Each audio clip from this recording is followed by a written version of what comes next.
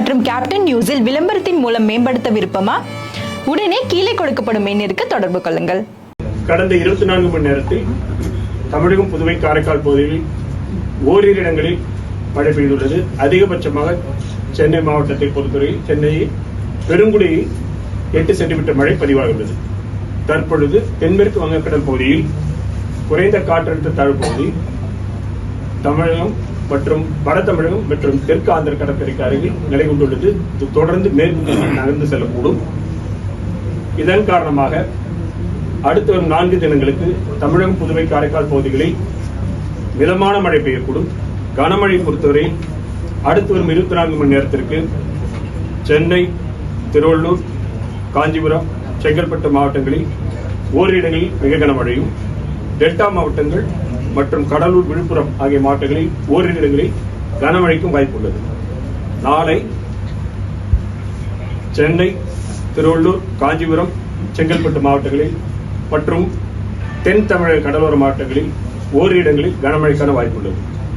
14ஆம் தேதி கடலோர மாவட்டங்கள், தென் தமிழக மாவட்டங்கள் மற்றும் மேற்கு தொடர்ச்சி மலையொட்டியுள்ள மாவட்டங்களில் ஓரிரு இடங்களுக்கு கனமழைக்கான வாய்ப்புள்ளது. 15ஆம் தேதி தென் தமிழக மாவட்டங்கள் மற்றும் மேற்கு தொடர்ச்சி மலையொட்டியுள்ள மாவட்டங்களில் ஓரிரு இடங்களுக்கு கனமழைக்கான வாய்ப்புள்ளது.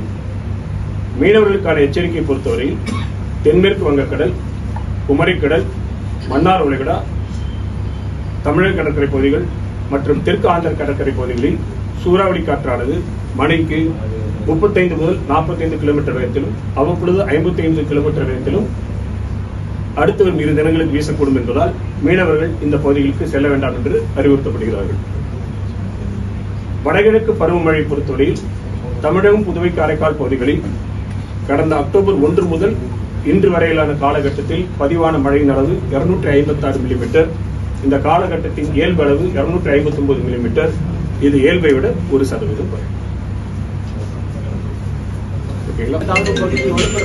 வாய்ப்பு எதுவும் கிடையாது. இது ஏற்கனவே கரெக்ட் அறிவியல் தான் இருக்கு.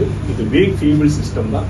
மெதுவாக நம்ம இது குறிப்பிட்ட நேரங்களில் அதிக அளவிலான மழைப்பொழிவு ஏற்படுத்துறதுக்கு வாய்ப்பு இருக்கா? குறிப்பிட்ட நேரம் 6 மணி 9 மணி அப்படி இல்லை. இது வீக் சிஸ்டம். இது கடந்து போகும்போது வாய்ப்புகளை நம்ம சொல்லிடுவோம். வங்கக்கடல்ல கடந்த சனிக்கிழமை 36 மணி நேரத்துல உருவாகும் சொல்லியிருந்தீங்க. அதுக்கப்புறம் திங்கக்கிழமையில திருப்பி உருவாகுங்க. துல்லியமா கணிக்கிறது துல்லிய கணிப்புங்கிறது இல்லை. முதல்ல துல்லிய கணிப்பு வானிலை என்பது தொடர்ந்து மாற்றத்துக்குரியது. வங்கக்கடல் 7, 8, 9 தேதிகளில் பாத்தீங்கன்னா வங்கக்கடலுடைய வடபகுதிக்கும் தென் பகுதிக்கும் இடையில், வடபகுதிக்கும் தென் பகுதிக்கும் இடையில வடபகுதியில மேற்கு திசை காற்றும், தென் பகுதியில கிழக்கு திசை காற்றும் சென்றிருக்கு. இது ரெண்டுக்கும் இடையில இன்டராக்ஷன். அந்த இன்டராக்ஷன் நடந்துட்டு இருந்ததுனால ஸ்லோவான டெவலப்மெண்ட் தான். ஒன்ஸ் த வெஸ்டர்லி ட்ரஃப் மூட் கிழக்கு திசையில் நகர்ந்து சென்ற பிறகு கிழக்கு நம்ம மேற்கு திசை நம்ம இந்த காற்றழுத்த தாழ்வு பகுதி உருவானது. பொதுவாக பார்த்தீங்கன்னா அக்டோபர் 15க்கு அப்புறமே அதிகமான மழை இந்த பகுதியில் இல்லை. ஒரு காற்றழுத்த தாழ்வு மண்டலம் உங்களுக்கு தெரியும், அக்டோபர் மாதத்தில் அது தொடர்ந்து தானா போய் உருவானது. ஸோ கடல் பகுதியிலிருந்து வளிமண்டலத்துக்கான எனர்ஜி எக்ஸ்சேஞ்சே கம்மி.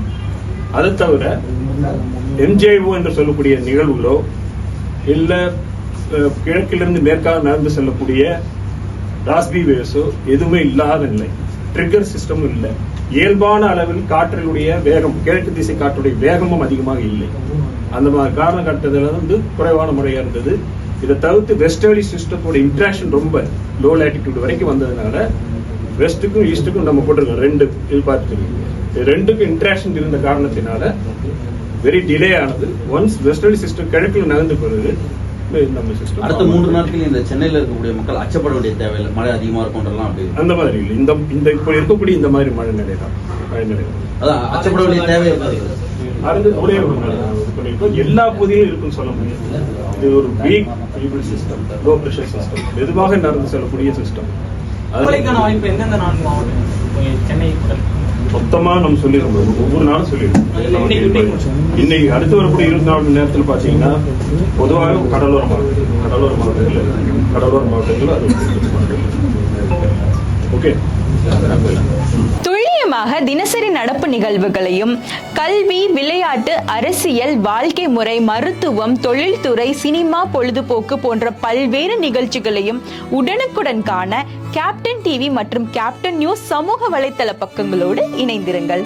உங்கள் வணிகத்தை கேப்டன் டிவி மற்றும் கேப்டன் நியூஸில் விளம்பரத்தின் மூலம் மேம்படுத்த விருப்பமா? உடனே கீழே கொடுக்கப்படும் எண்ணிற்கு தொடர்பு கொள்ளுங்கள்.